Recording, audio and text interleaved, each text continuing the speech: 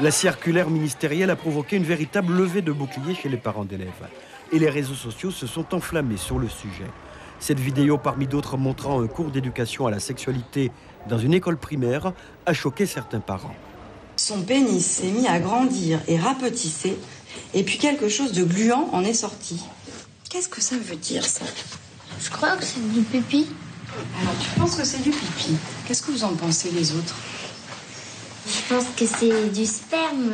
Les objectifs de la démarche éducative visent entre autres à apporter aux élèves des informations et des connaissances scientifiques, à développer l'esprit critique ou à favoriser des comportements responsables comme la prévention, la protection de soi et des autres.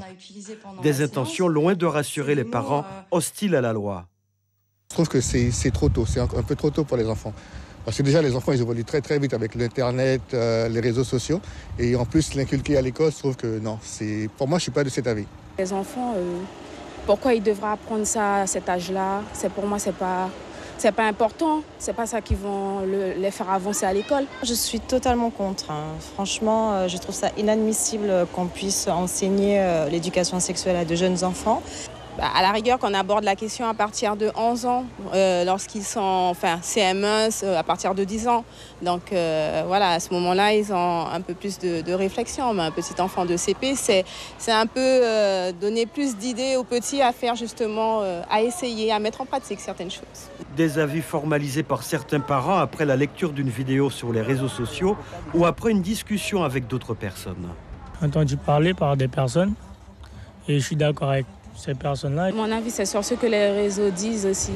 C'est plus sur ça. Sur ce que j'ai entendu, parce que voilà.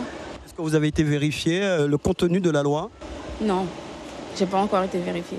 Face au tollé général, des voix discordantes se font entendre. À la PEP, l'association des parents d'élèves de l'enseignement public, le discours est plutôt conciliant envers la ministre et l'Éducation nationale. La PEP souhaite rassurer les parents d'élèves et leur dire qu'il ne faut pas voir que le côté négatif de cette loi. Et bien souvent, cette éducation n'est pas faite puisque justement cette loi depuis 2001, elle existe, mais elle n'est pas appliquée sur les établissements scolaires. Il faudrait qu'on arrive à préserver nos enfants des risques qu'ils pourraient encourir.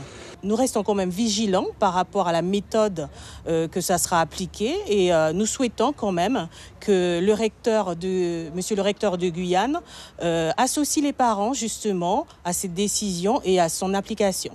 Le rectorat n'a pour l'instant adressé aucune note au chef d'établissement pour préciser dans quelles conditions l'éducation à la sexualité sera enseignée aux élèves de Guyane.